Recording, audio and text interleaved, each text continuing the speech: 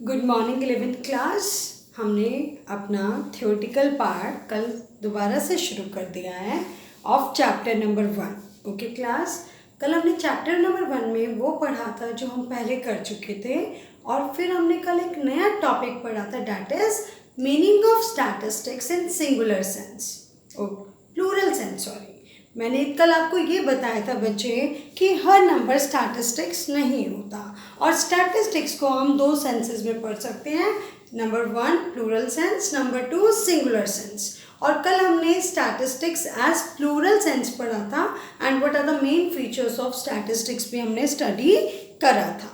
Okay class, study material मैंने आपको भेज दिया है, highlighted part for the sake of learning ही आप करें, ओके जिससे हम अकॉर्डिंग टू मार्क्स अपने आंसर को अच्छे से एक्सप्लेन कर सकते हैं इन एग्जाम। ओके सो आज मैं क्या करवा रही हूँ, आज मैं statistics as a singular noun मतलब आपको एक्सप्लेन करूँगी, मतलब meaning of statistics in singular sense. Okay class, कल मैंने बोला था अगर मैं aggregate of facts, aggregate of data जो रिलेट करता है आपस में, जिसको मैं कंपेयर कर सकती हूँ, उसके बेस से अगर मैं डिफाइन करती हूँ तो वो डेफिनेशन किसकी होगी, स्टैटिस्टिक्स इन प्लूरल सेंस। लेकिन अगर मैं बहुत सारी स्टेजेस स्टेप बाय स्टेप बताऊँ कि स्टैटिस्टिक्स में मैं ये करती हूँ या स्टैटिस्टिकल स्टडी में मैं ये स्टेप फॉलो करके अपनी स्टडी करती हूँ, तो वो स्टेजेस क्या, अगर उस सेंस में स्टेजेस के सेंस में मैं स्टैटिस्टिक्स को एक्सप्लेन कर रही हूँ, सो ये किसका मीनिंग है, स्टैटिस्टिक्स इन सिंगुलर सेंस। देखो बच्चे, मैं कोई भी स्टडी का मतलब इंक्वायरी, स्टडी का मतलब रिसर्च, स्टडी का मतलब इन्वेस्टिगेशन, ठीक है। मैं कुछ भी इन्वेस्टिगेशन करती हूँ बच्चे, सबसे पहले मैं क्या करती हूँ, डेटा को कलेक्ट करती हूँ, है ना। आप देखते होंगे आपके घर पे बहुत सारे लोग आते हैं, मैम आपकी इनकम कितनी है, आपके घर में कितने मेंबर्स हैं, किस किस की क्या एज है, कितने मैरिड हैं, कितने अनमैरिड हैं, ठीक है, चिल्ड्रन कितने हैं, adults, old age above 60 years कितने हैं, डेटा कलेक्ट करने आते हैं ना। तो ये क्या है बच्चे, हम क्या कर रहे हैं, कलेक्शन ऑफ डेटा। अब डेटा रॉ फॉर्म में है, उसको अच्छे से मीनिंगफुल फॉर्म में कन्वर्ट करना है, तो हम नेक्स्ट स्टेज क्या करेंगे बेटे, उसको क्लासिफिकेशन करेंगे। और क्लासिफिकेशन का मतलब क्या है, ऑर्गेनाइजेशन ऑफ डेटा। याद करो मैंने सीरीज कराई है आपको, that is a part of organisation of data. Raw form में डेटा समझ नहीं आता, उसको और अच्छे से रिफाइन करने के लिए हम पहले उसको ऑर्गेनाइज करते हैं, ऑर्गेनाइज करने के बाद हम उसको एक अट्रैक्टिव एक फॉर्म में लेकर आते हैं, मीन्स प्रेजेंटेशन ऑफ डेटा, जैसे बार डायग्राम्स, जैसे pie chart, histogram etcetera. Okay, मैंने डेटा को प्रेजेंट कर दिया, अब मुझे उसके बेसिस पर एवरेजेस कैलकुलेट करनी है। जैसे आपने नाम सुना होगा, mean, median mode, correlation, regression, probability, आपने सुना है नहीं ये सारे मेथड्स के नाम। ये क्या कर रही हूँ मैं अपने डेटा को एनालाइज कर रही हूँ, ठीक है। सो मैंने प्रेजेंटेशन ऑफ डेटा के बाद कौन सी स्टेज करी बेटे, एनालिसिस ऑफ डेटा। अब मेरे पास ये आ गया, आंसर आ गए, ठीक है, मे बी एवरेज की फॉर्म में, मे बी टाइम्स की फॉर्म में, मे बी परसेंटेज की फॉर्म में। तो अब मैं क्या करूँगी, उससे कंक्लूजन ड्रॉ करूँगी, उसको समझूंगी, अच्छा ये है, इसका ये रिजल्ट है, तो इसका क्या असर होगा, ठीक है। इन्फ्रेंसेस ड्रॉ करूँगी, कंक्लूजन ड्रॉ करूँगी, इंटरप्रिटेट करूँगी उस डेटा को। क्लियर हुआ बच्चे। So in all there are 5 stages in the statistical study.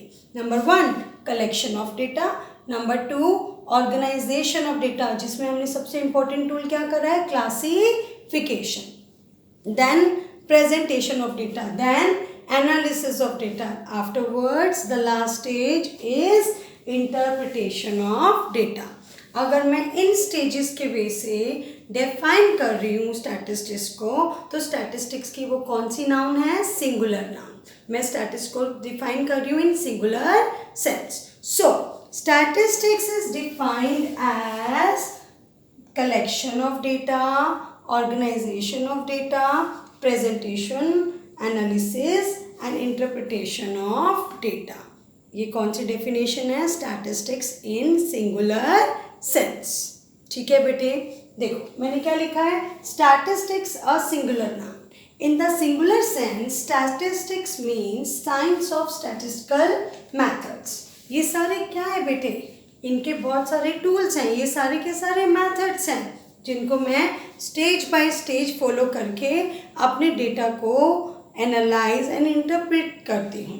ठीक है बच्चे, इन सारे स्टेजेस को अगर मैं इकट्ठा कर दूँ, इनके वे से अगर स्टैटिस्टिक्स को डिफाइन करूँ तो that is statistics in singular sense. Okay, तो मैंने क्या लिखा, it is defined as collection, classification का मतलब organisation, presentation, analysis and interpretation of numerical data. ये कौन क्या है, इट मीन्स, यहाँ पर इट का मतलब क्या है बेटे, स्टैटिस्टिक्स, और कौन सी सेंस में, सिंगुलर सेंस। ओके क्लास, तो ये किसका मीनिंग हो गया, सिंगुलर सेंस में स्टैटिस्टिक्स का। Okay, yes class, next topic is what are the statistical tool. Statistical tools क्या है, सबसे पहले तो मुझे ये पता होना चाहिए बेटे टूल्स क्या होते हैं, टेक्निक्स, मेथड्स ऑफ स्टैटिस्टिक्स। अब स्टैटिस्टिक्स में बहुत सारी स्टेजेस पढ़ी अभी हमने, हर स्टेज के अपने मेथड्स और टेक्निक्स हैं जिनको हम क्या बोलते हैं बेटे, टूल्स ऑफ स्टैटिस्टिक्स या स्टैटिस्टिकल टूल्स। ओके क्लास, सो मैंने यहाँ तक तो आपको कराया ही अभी, स्टेज 1 2 3 4 5। पहली स्टेज क्या है बेटे, कलेक्शन ऑफ डेटा, मतलब कौन कौन से मेथड्स या टेक्निक्स हैं कलेक्शन ऑफ डेटा की।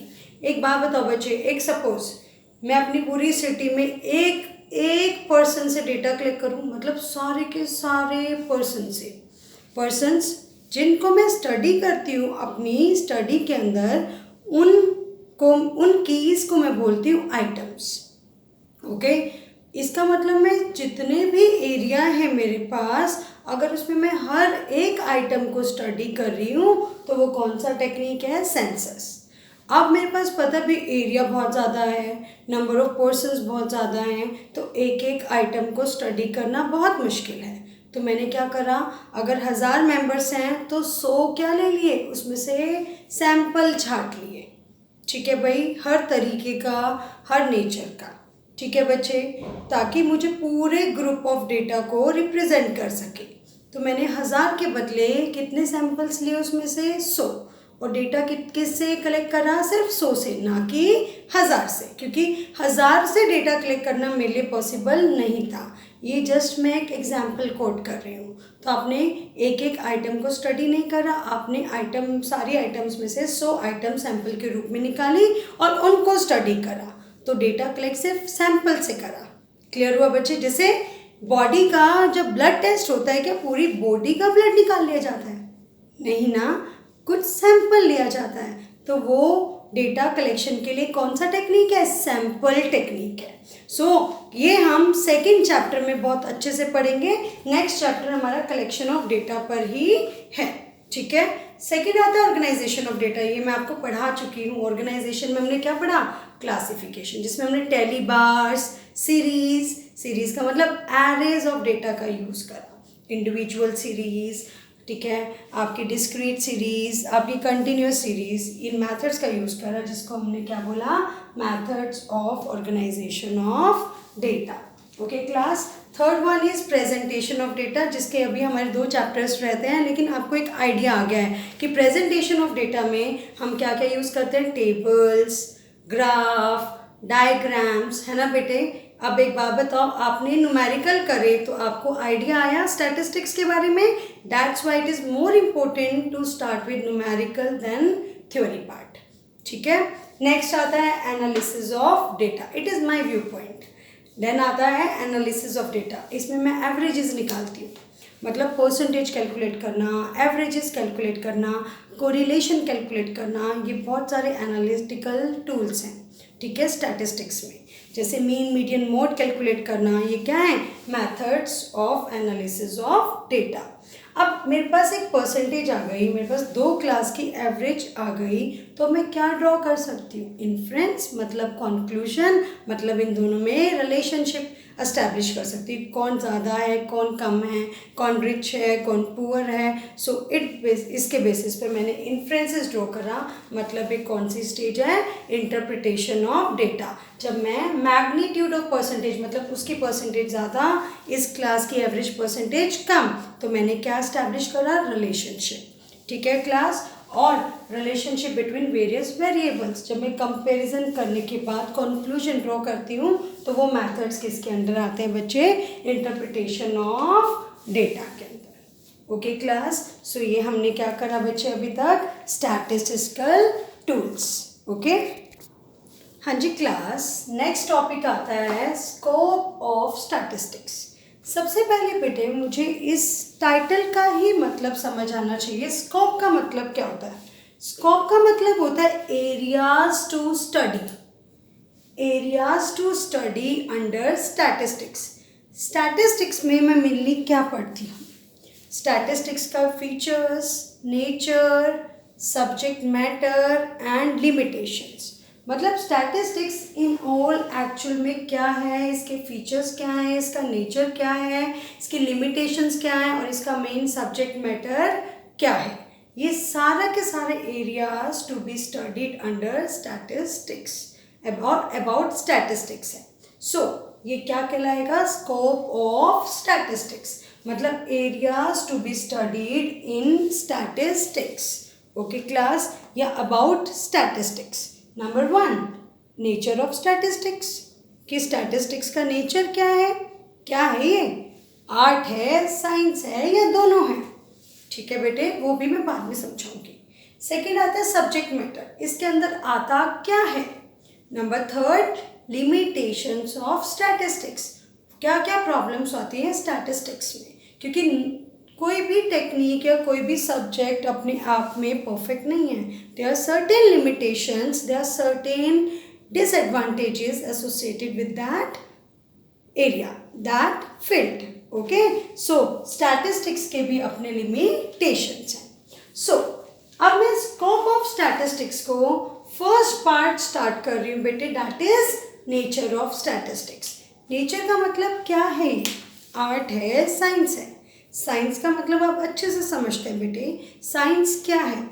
जिसके अपने प्रिंसिपल्स हों, मैथड्स हों, स्टडी हों, जो एक सिस्टमेटिक मैनर से करी जाती हैं एक्सपेरिमेंट्स के बेसिस पर, और जिसका सॉल्यूशन और जिसका रिजल्ट यूनिवर्सली अप्लाई होता है, दैट इज साइंस। आर्ट क्या होती है बेटे?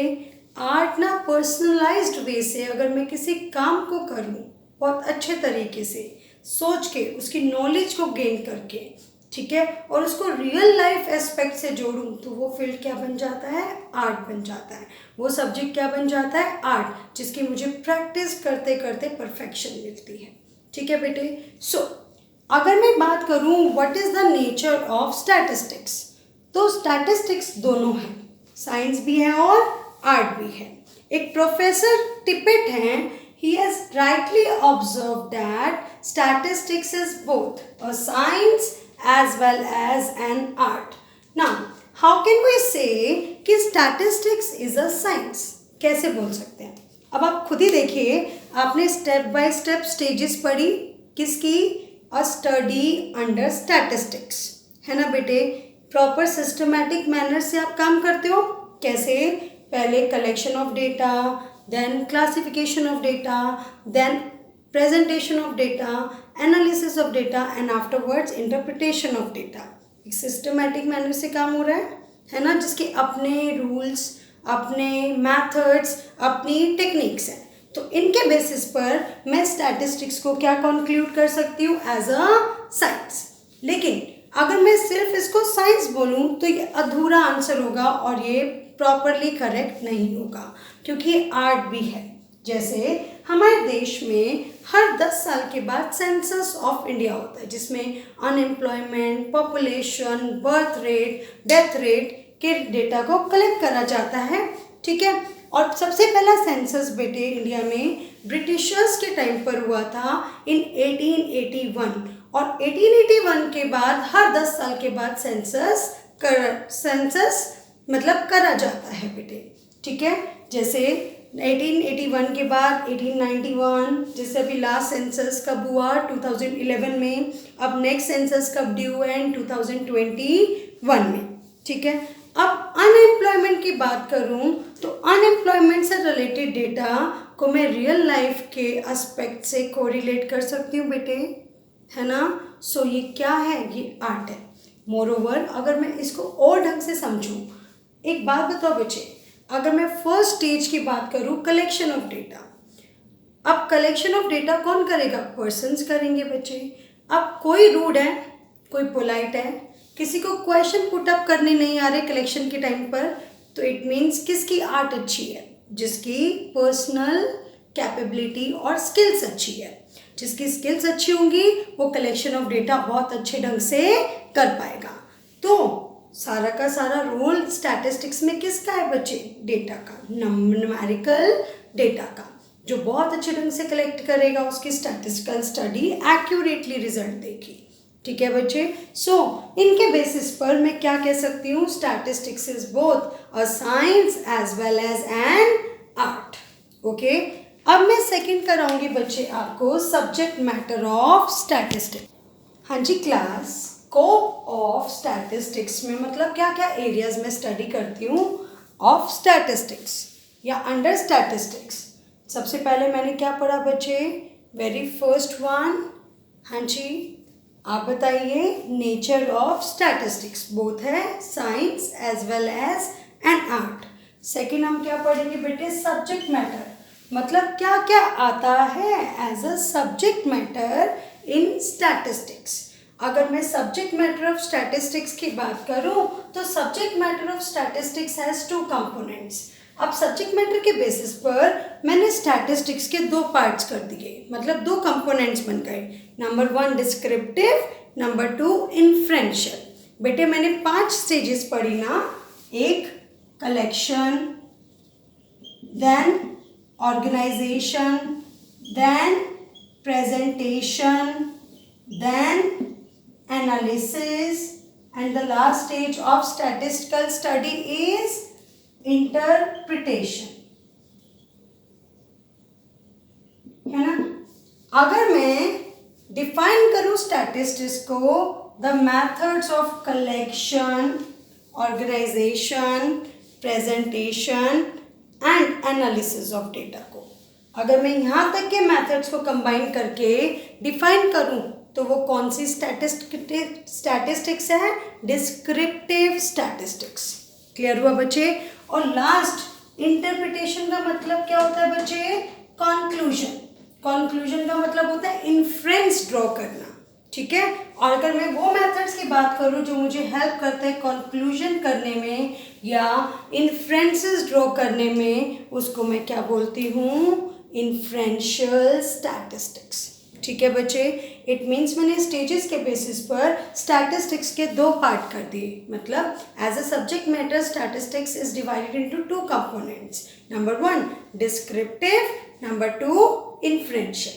ओके क्लास, अब स्टडी करते हैं, बोर्ड पे मैंने आपके सामने लिखा है। Number 1 descriptive statistics, it refers to those methods which are used to collect, organize, present and analyze the data या analysis of data।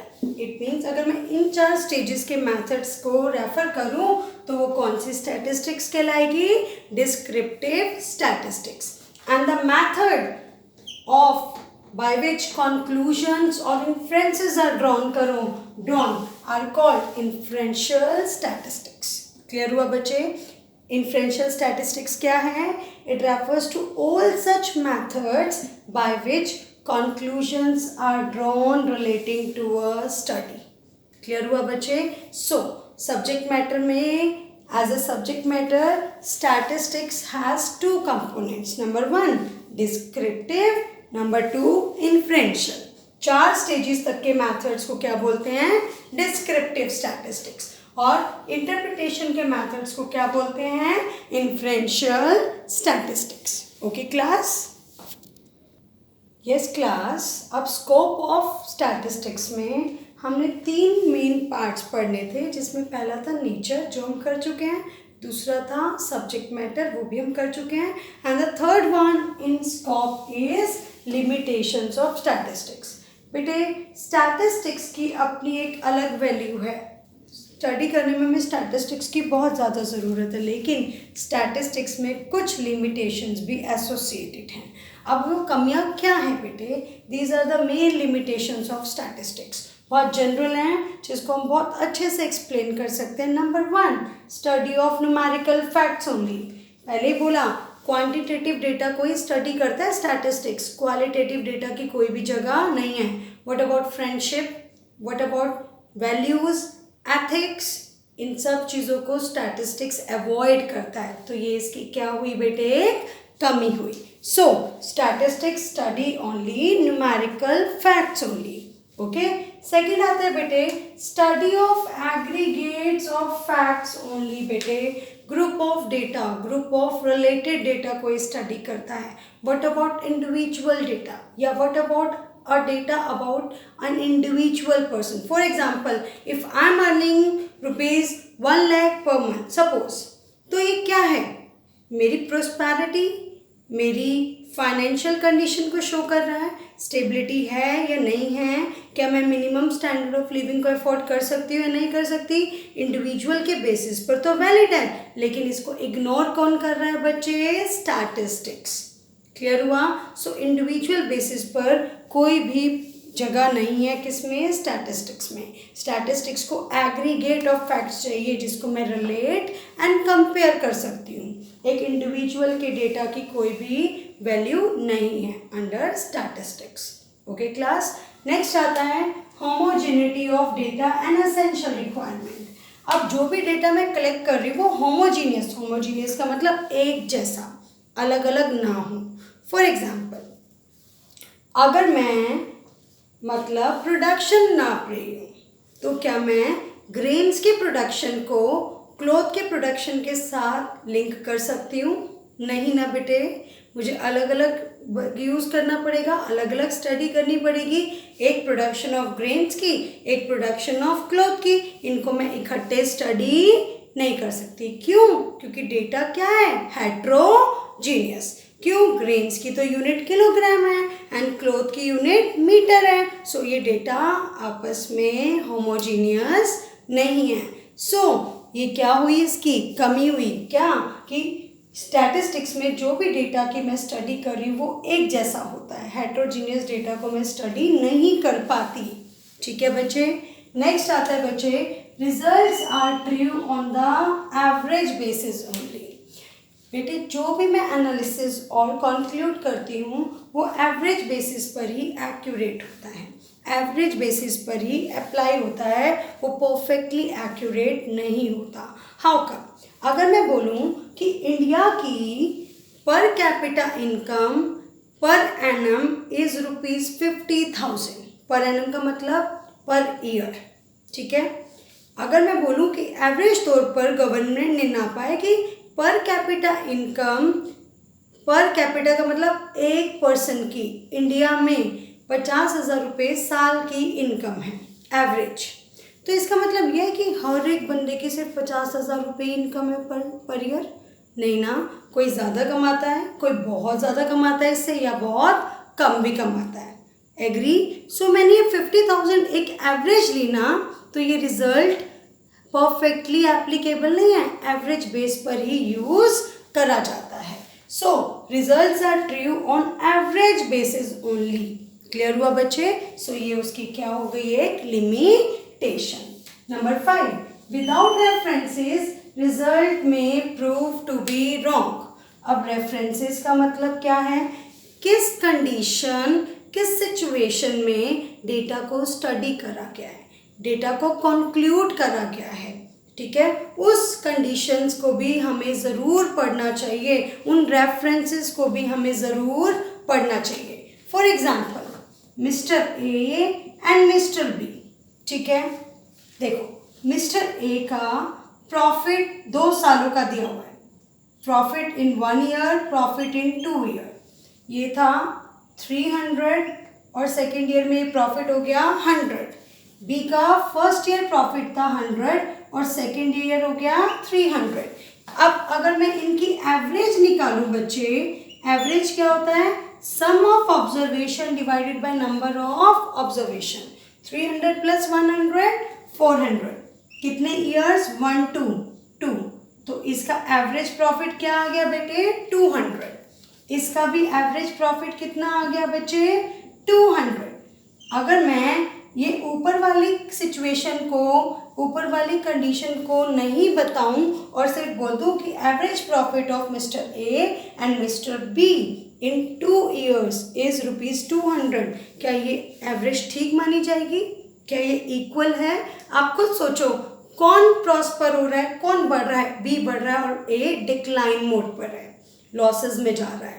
क्लियर हुआ बच्चे? क्योंकि ए का फर्स्ट ईयर प्रॉफिट 300 था, सेकेंड ईयर प्रॉफिट 100 है, और बी का फर्स्ट ईयर प्रॉफिट 100 था, सेकेंड ईयर प्रॉफिट 300 है। तो ए और बी की सिचुएशन बिल्कुल भी एक जैसी नहीं है।